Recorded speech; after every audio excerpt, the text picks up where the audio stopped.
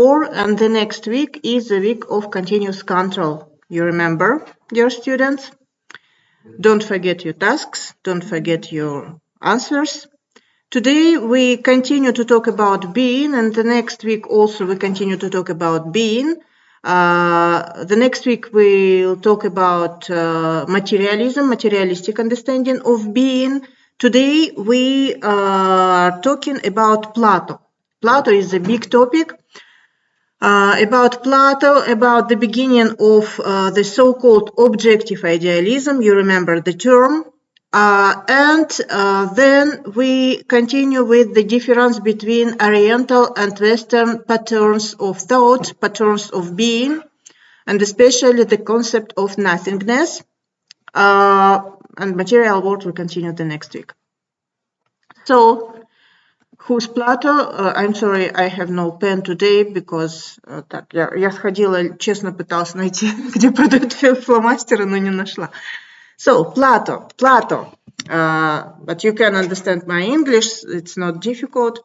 About years of his life, 428 or 427, or perhaps 424, 423, we have no exact dates, just approximately. And the end of his life, 348, 347, perhaps. Also, I would like to remind you that it was the classic period of Greek philosophy, and this classic period ends with the death of Aristotle and Alexander the Great. You remember that this is the year 322. So till the end of this classic period, only 20 years approximately.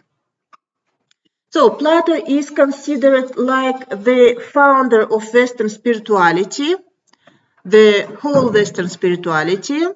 Also, he introduced a new form in the philosophy, this written treatise, написанный трактат, да, written dialogue, and dialectic forms of philosophy, dialectic method. We talked about dialectic method, dialectics the last week, about in the context of Heraclitus philosophy.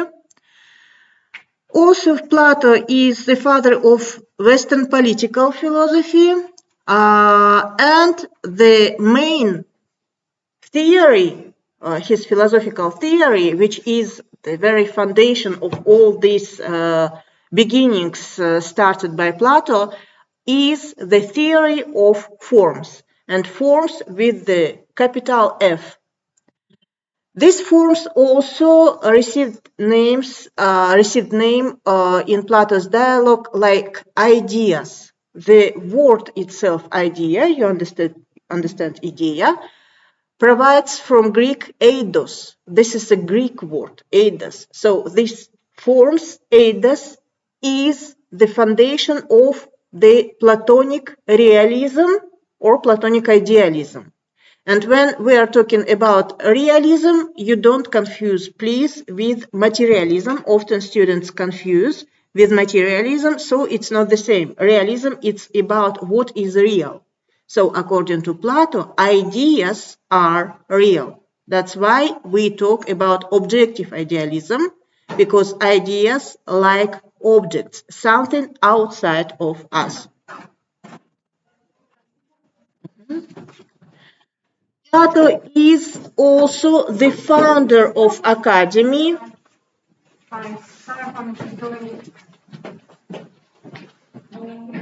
Plato is also the founder of academy. Да, хорошо. Просто тихо заходите, ребят, не отвлекайте. Plato also is founder of academy, which is the prototype of all academia of our contemporary academia. This academy was the first high education institution in Western world and in the world in general.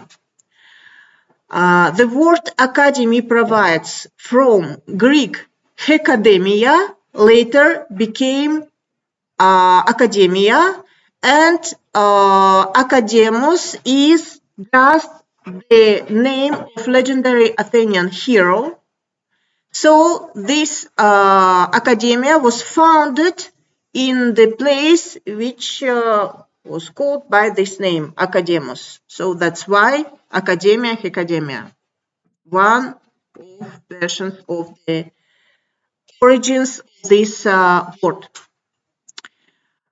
You know that Aristotle was a student of Plato, and he studied in this academia for 20 years. It wasn't like our university. He studied in the academia for 20 years before founding his own school, which received the name Lyceum.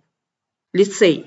So the first academia founded by Plato, you should remember, and first Lyceum, первый лицей, founded by Aristotle.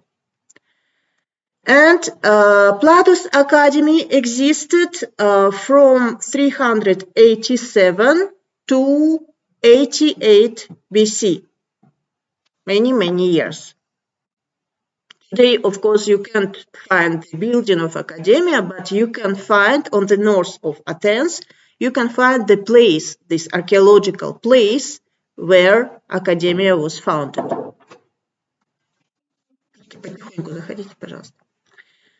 Plato is known, we repeat this all time, for his dialogues and officially recognized like authentic. We have 35 dialogues, 35 диалогов, and 13 letters by Plato. One of his dialogues, you know, Apology.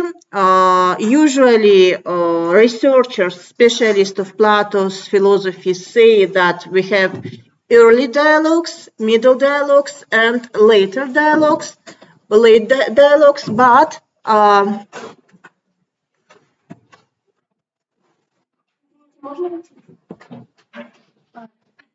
можно. Это все записываю. Можно войти, можно. Я не знаю, кто это, наша группа? Пусть заходят, конечно. Apology. You know the Apology of Socrates, early dialogue, middle dialogue, and late dialogues. But it's difficult to say which one is chronologically first, which one is the last, because it's and some dialogues researchers doubt about this, about its authenticity, да, то есть аутентичность некоторых диалогов оспаривается до сих пор, but officially recognized 35 dialogues. And some of these dialogues, of course, we can't read everything, especially in the framework, because we are not philosophical faculty. You are not from philosophical faculty. So, but I recommend you some, especially some dialogues. For example, the dialogue Symposium, called Symposium. In Russian, translated the name of the dialogue like Pir. And in this dialogue, Plato described his theory of love. Perhaps you have heard this term Platonic love. So this is from this dialogue, Platonic love, like spiritual love, yes, without physical possession, without some vulgar desires, you can say. Also, from this dialogue provides the expression to look to your house, то есть искать свою половинку, да, вот это вот часто используют в контексте, кстати, вчера прошедшего Святого Валентина. Я вдруг вспомнила, да. So, this is all from this dialogue. Many traditions in the understanding of some things very usual, popular even in our civilization, our culture, are founded by Plato. Also, a very important dialogue is Republic. We talked about somebody prepared the presentation about Platonic cave, allegory of the cave. And this is from Republic.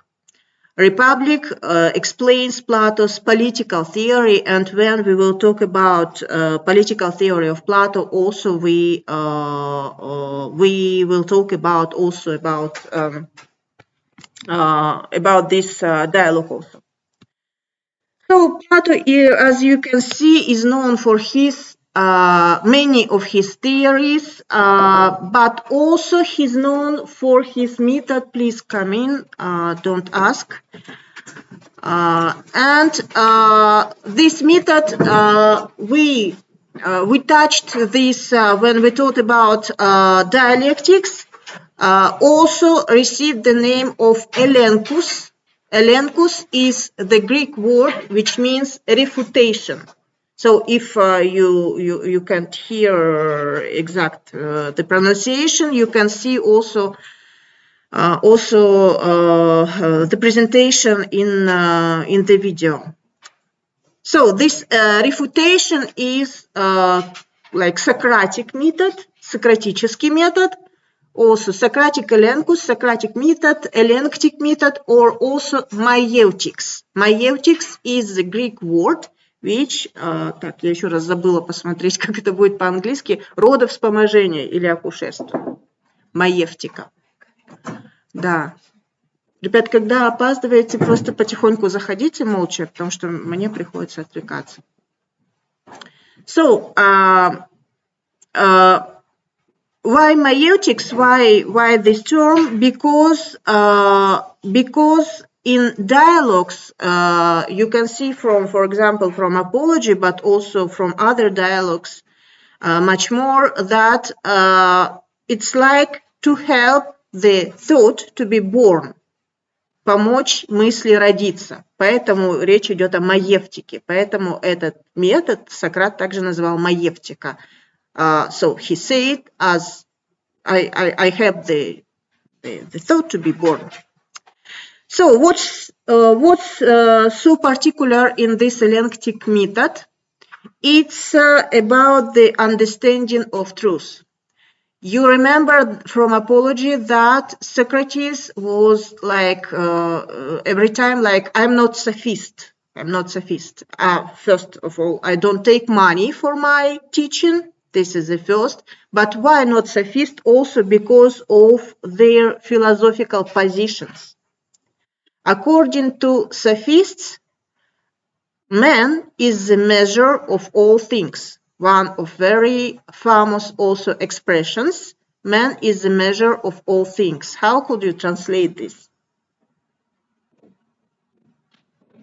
Man is the measure of all things.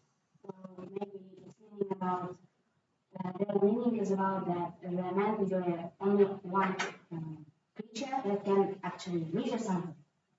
Of course, yes. So how can you translate this? Wow. Man is the measure of all things. Человек есть что? Мера всех вещей. Very famous expression, sophistic expression. What does it mean? That everything depends on human being. Yes, man can measure all things. Yes. And everybody can measure how he or she wants. Да? То есть каждый меряет сам по себе. And according to different famous sophists, there is no substantial truth just one, but according to sophists, to this movement, there are many truths, many people, many truths. То есть существует много истин, да? But for Socrates, for Plato, and sometimes we can't distinguish between Plato and Socrates because really Socrates is the main character of all of Plato's dialogues. So we can't say if Socrates really said this or not, or if this is the Plato's theory. So according to Plato, truth is substantial, not like substance in the sense of Milesian philosophers, but like truth is real and truth is just one. То есть истина только одна, и она реальна. And this method provides directly from the understanding of being by Plato.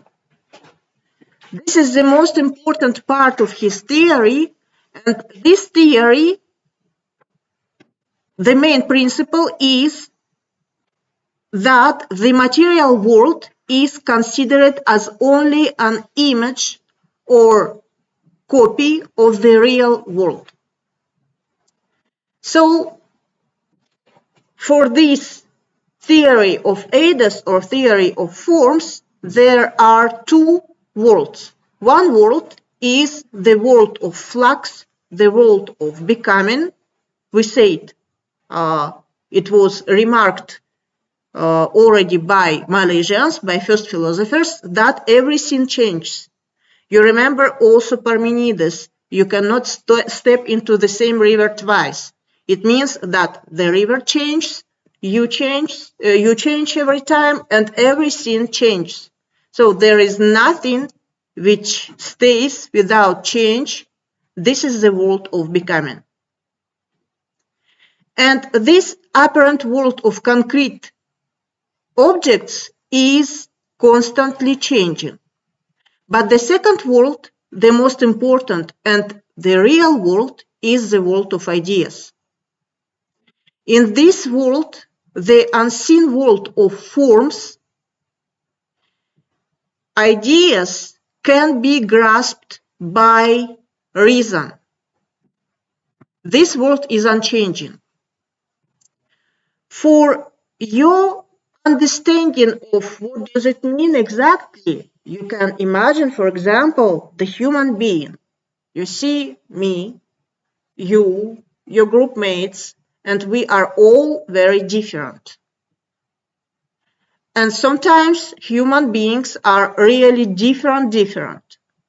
Sometimes even, unfortunately, we can meet human being without, for example, without legs, or without arms, or very small, or too big, etc. But we can always recognize that this is a human being. Why? How is it possible? Okay, or for example, in the nature, you can see different trees. Trees are really different. Так, опять я забыла посмотреть, как по-английски елка, береза. В общем, елка, береза, really different. How could you recognize that this is a tree? So with this, and for all different objects, for example, I don't know, tables, you can always recognize the table. Buildings, flowers, whatever. So Plato raised a very difficult problem, how the knowledge is possible if we have nothing similar in this world. How the knowledge of something is possible. Everything changes and we change also. How is it possible? And according to Plato, it's possible because our soul can remember, because our soul comes also from this ideal world of forms, so our soul can remember the ideal form of ideal human being, ideal table, ideal tree, ideal flower, ideal everything. So if the similar objects exist and we can classify it like the same species of objects, for example, tables, it means that somewhere in this ideal world there is an ideal table and just one. So this is about the ontology of Platonism. You remember that ontology is the theory of being. And according to the ontology of Platonism, we have some principles, and some of them are like this. Forms are the fundamental beings. Forms are simply one and not many. So if we have tables here in the world of objects, just one ideal table in the world of forms. Forms are always the same in the same respect. Forms are beings in every way, in no way admitting of not being, and this is important because we will talk now about the difference between Oriental and Western understanding of being. Forms are incapable of combination with other forms, and forms are perfect and unchanging representations of objects and qualities. This world is represented in Platonism like the shadow of the ideal world, and all the reality around us is just a shadow. That's why, for example, when we are talking, a very popular example for philosophers, given by different philosophers, professors of philosophy, is the form of a triangle. If I, for example, if I draw a triangle on the board, this triangle shouldn't be perhaps ideal. Yes, it's not perfect. But even if I am a child and I draw, I don't know, very not at all perfect triangle, you can recognize a triangle. Why?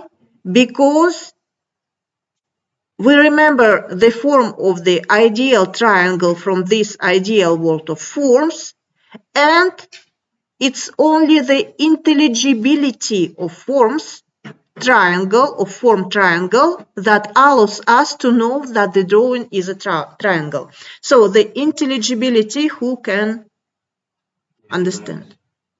Как? No, intelligibility from like intellect. Читаемость, yeah, intelligibility, yes.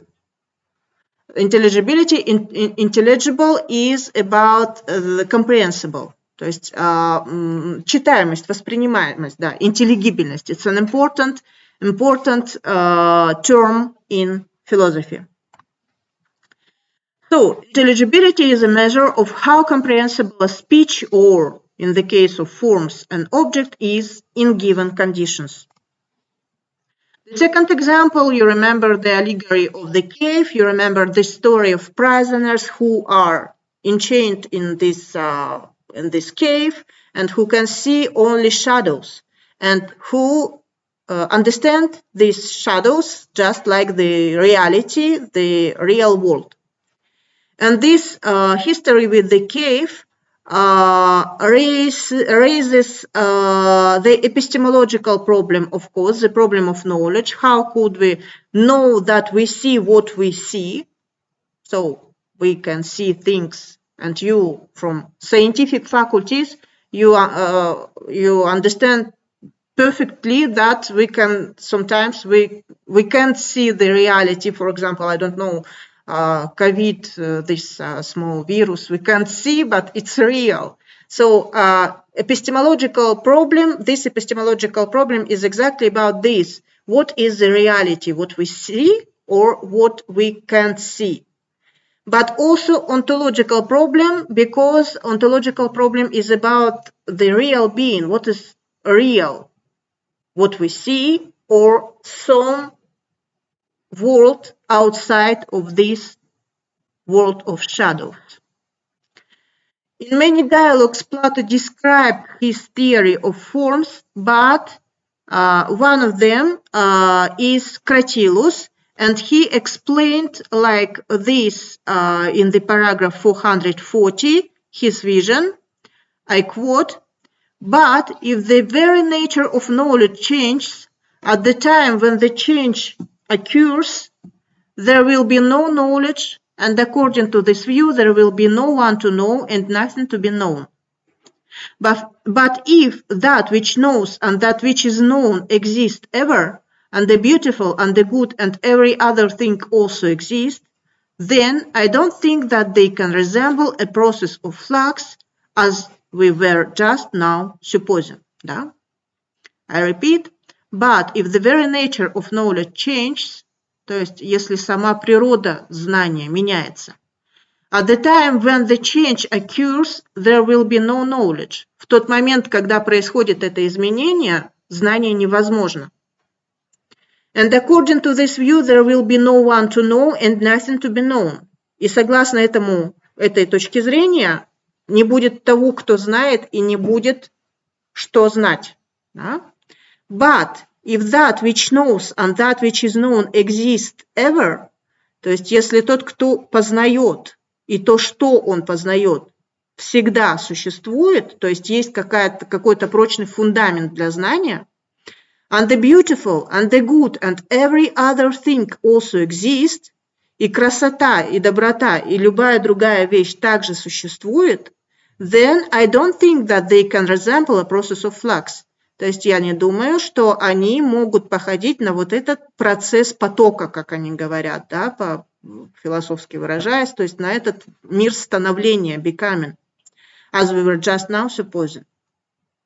So this is a perfect explanation, and we can say that Plato also raised the problem of knowledge, which is discussed even today. This is a very epistemological problem. How can we know? So for the knowledge, we should know, but also we should believe. How can you know that what you are seeing, for example, in the microscope, I don't know what you are doing during your seminars of biology, but what is real? What is the reality? Yes, what you can admit like real. And also with this problem of forms, Plato raised also a very ancient philosophical problem of universals. Universals, or in Russian, universalii. What is universals? Universals is the problem which can be explained in the question like this: should the properties an object has in common with other objects, such as color and shape, be considered to exist beyond those objects? And if a property exists separately from objects, what is the nature of that existence? It means that, for example, I see the white wall, white snow, white paper. Okay, with the objects we can doubt, but at least we see these objects. But this whiteness is common for all objects. And where is this whiteness? For example, white wall and white snow. What is common between? It's white. This whiteness exists separately from objects or exists in objects. The same for beautiful. We can say beautiful girl, beautiful face, beautiful building, beautiful landscape. What is beautifulness? Beautiful exists in the object, or beautiful exists outside of the object. Why the problem? Because we can say the same thing. For example, we can partake of this opinion. We can say, yes, this landscape is very beautiful. This is a Kantian problem also. This landscape is very beautiful, I say you, and you say me, yes, this is very beautiful. So we talk about the same thing, the beautifulness. But where is the measure of this beautifulness? In the beauty itself. So this is the problem of universals. According to Plato, beauty, good, virtue also exist like forms in this ideal world of forms. The ideal beauty exists in the world of forms. That's why we can see the object and say this is a beautiful building, beautiful landscape, beautiful face, etc. In medieval philosophy, of course, we are not in this period, but in medieval philosophy, this problem received the two opposite explanation and expressed by two opposite schools, realism and nominalism. Realism is about the real existence of these properties like whiteness, beautifulness, goodness, triangleness, etc., outside of the object, the real existence of these qualities. And nominalism, from nomine, name, all these qualities exist only by name. And of course, from the ordinary point of view, it's not important. The most important is to understand that this is a wall, and I shouldn't go inside like Harry Potter. Yes, you are not Harry Potter. Don't try. But for logic, it's a big problem. What is the quality of how to classify the quality of the object? So Plato also founded this logical problem. And now, because we have no many time, I would like to go to this difference between Oriental and Western understanding of being, and perhaps also this example of Plato's philosophy, we can say also the difference. Because when we are talking about Oriental philosophies, it's very popular today. For example, some practices, so-called Oriental practices like yoga or what is, I don't know, Feng Shui, Tsigun, whatever, yes, you know all this. So we have many coaches who say this is Oriental philosophy, this is Oriental practices, you became health, I don't know, wise, я еще не знаю, что еще, да, то есть много таких существует у нас товарищей, которые обучают восточным философиям. But of course, this is not Oriental philosophies, and the story with Oriental philosophies is much more complicated. And first, because we can't say exactly where is the Orient. Geographically speaking, we are in Kazakhstan, so we are Orient. And our Kazakh philosophy is Oriental philosophy. But if we compare our Kazakh philosophy, for example, with Chinese philosophy, it's not the same at all. So how can we classify like similar these two different types of thought, cultures? The same with China and, for example, India. If we compare Chinese philosophy, Indian philosophy, Kazakh philosophy, it's not the same at all. We can't say this. And the same also for Russia, for example, because often Kazakh philosophers say that Russia is on the west. For us, geographically speaking, it's on the west, yes.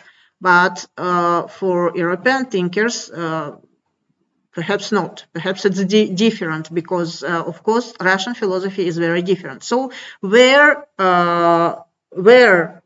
stops the Orient and starts the West, yes? And this is, of course, not a geographical question, but this is a question of cultures. And perhaps the difference between these cultures should be seen in the so-called being patterns. То есть особые сложившиеся устойчивые формы понимания бытия. For example, in the understanding of nothingness. That's why I'm talking about being. Yes, I didn't say. So we have Oriental philosophies, Oriental culture, Oriental art, but we have Orientalism.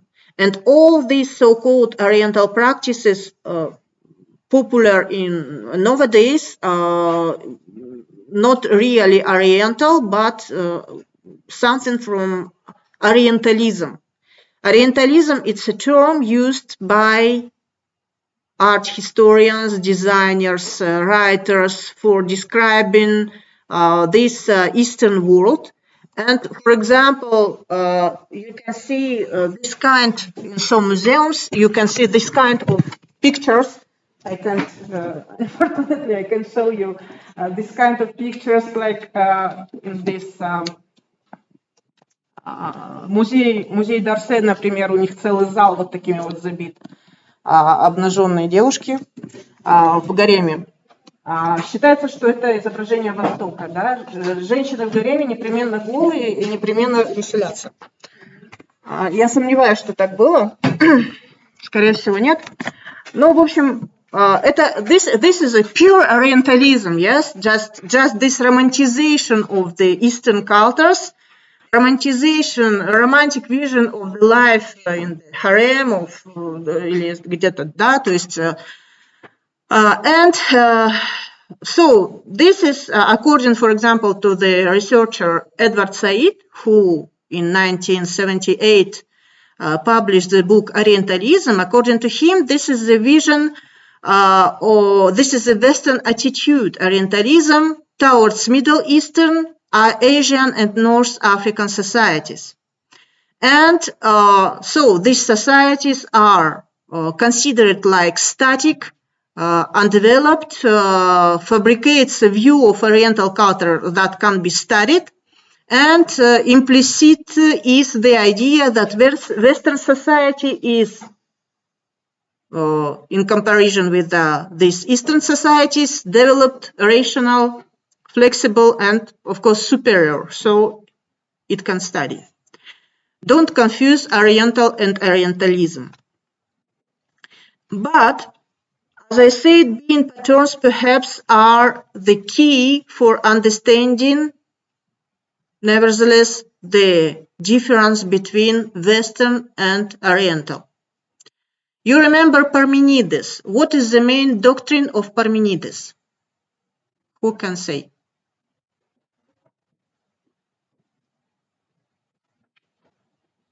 Who is Parmenides?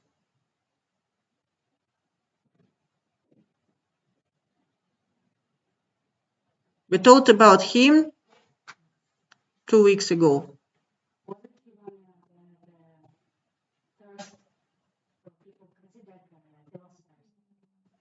Yes, from Eleatic school.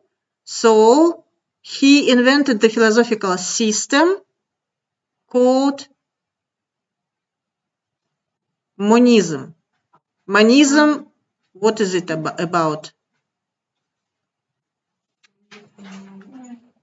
The main doctrine. The being is how many beings we have? Mono, one being. Yes, mono, monism, mono, one being, just one being, and not being what? Not being does not exist. No, doesn't exist, yes, because we can't say what is not. Okay, so with Parmenides, it's okay. Father of Western metaphysics. Not being doesn't exist. Plato, father of Western spirituality.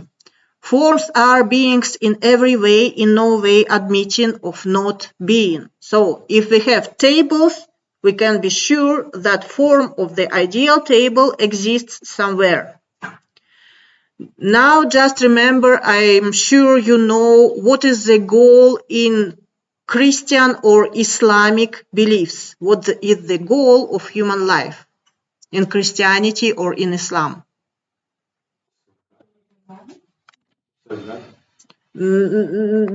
Of course, but also of your individual existence, for example. To overcome your desires, like some kind of things that you kind of desire, but you say that they are not correct, for example. So, but why? For what? Be tested. Be tested for what? For For going where?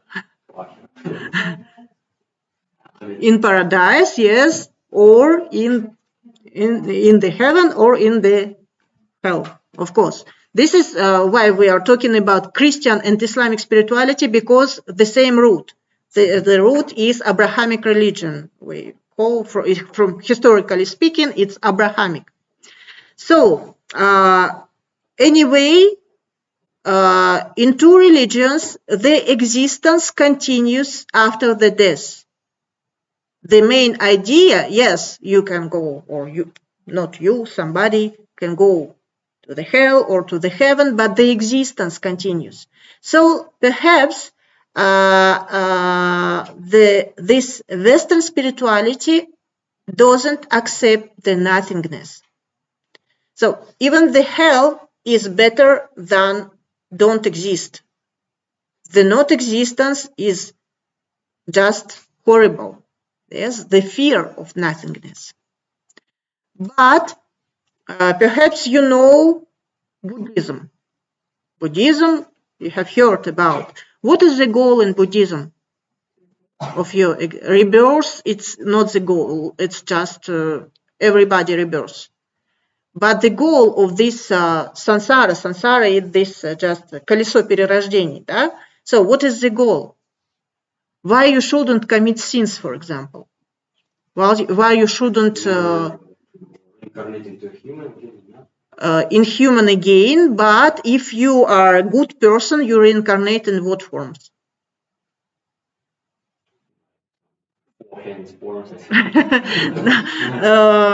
You reincarnate, for example, like Buddha or like Bodhisattva, yes, то есть в качестве уже святого человека. And after this existence, you go to where?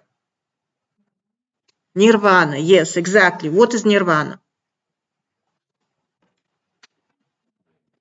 Don't say rock band. Don't say rock band. Eternal, like peace.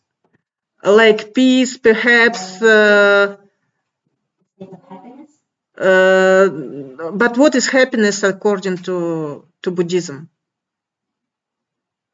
It's like reincarnating. No, reincarnating is not happiness.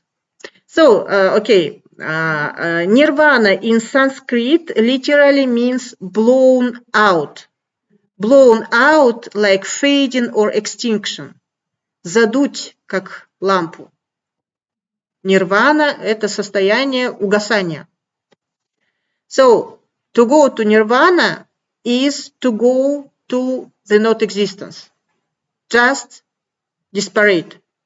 То есть раствориться, не существовать.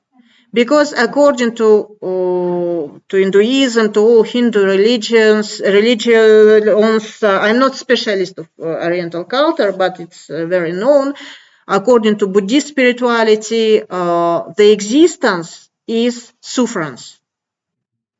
Существование, любое существование, да, never mind if you are a king or poor or, I don't know, cat, dog, flower, все что угодно, то есть любое существование – это источник страдания, даже если человеку кажется, что он счастлив. So, the very happiness, this nirvana, is do not exist, to stop this circle of samsara. And all this is about soteriology. Soteriology is a Greek word, from the Greek word soteria, salvation. And each spiritual teaching has its own doctrine of salvation, how to save your soul, да? То есть как спасти душу, как спасти человека. Soteriologia. And this soteriological doctrine in the relationship or towards the understanding of nothingness, we can see like this watershed, как водораздел between Oriental and Western, perhaps one of theories how to understand. And all these soteriological doctrines formed these different patterns of philosophy and culture. So we can say, like conclusion, that Oriental soteriological doctrine sees the nothingness as a goal, as a good, as a salvation and the creative condition of the existence. And Western soteriological doctrine denies not existence, not being, and has fear of nothingness. And for the very illustration of this, I would like to quote now just two small poetries from Tao Te Ching, and tomorrow we'll study Tao Te Ching during the seminar. Chapter 1 from Tao Te Ching. Tao Te Ching, this is the main treatise of Taoism, Daosism, you know, Daosism, like даосские монахи, да, то есть Taoism in English. The chapter 1 from Tao Te Ching is, the way that can be told of is not an unvarying way. The names that can be named are not unvarying names. It was from nameless that heaven and earth sprung. The named is but the mother that rears the 10,000 creatures, each after its kind. То есть путь, который мы можем назвать, не является неизменным путем. Имена, которые мы можем произнести, не являются неизменными именами.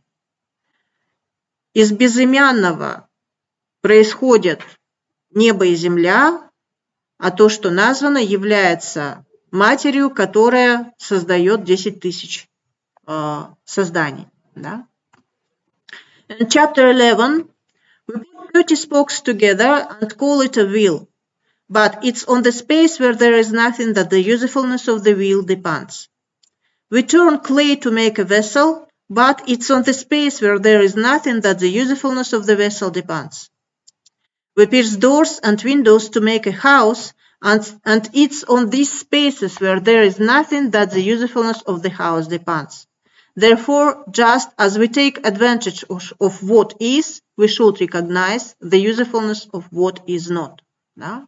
То есть речь идет о том, что мы собрали 30 спиц вместе и назвали это колесом. Но только от того пространства, где ничего нет, зависит польза от колеса. Да?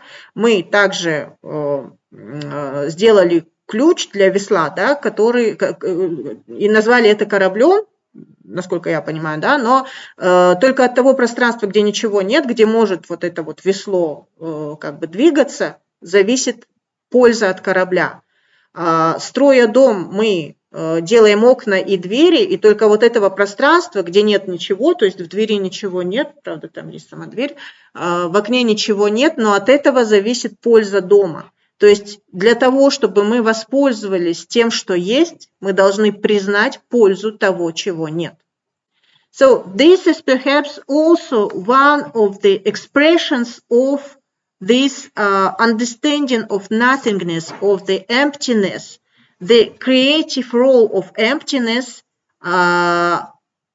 in Oriental understanding of being.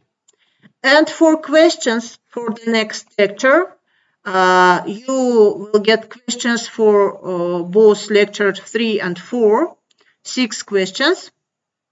The first is, why do you think Plato was an anti-democrat philosopher? The second is, what role does nothing, not being, or emptiness play in your personal worldview? Third, how can you translate the slogan of my channel, if you have ever seen this slogan, just for your knowledge of this phrase, not because of my channel, but because of I would like you read this in different languages. 4. How do you understand the position of Kazakh philosophy, Kazakh culture, Kazakh traditional culture within the framework of Western or Eastern traditions, if you have some ideas? Are we in the West or in the East? Do you think we are Oriental or Western cultures? The 5. If you were a philosopher, would you be a materialist one or an idealist one, and why? And 6, the easiest, provide a solution for one of Zeno of Elias paradoxes. You remember we talked about Zeno of Elias paradoxes like Achilles, racetrack, and others the last week.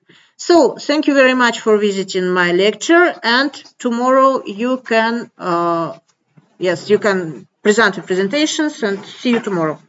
Thank you.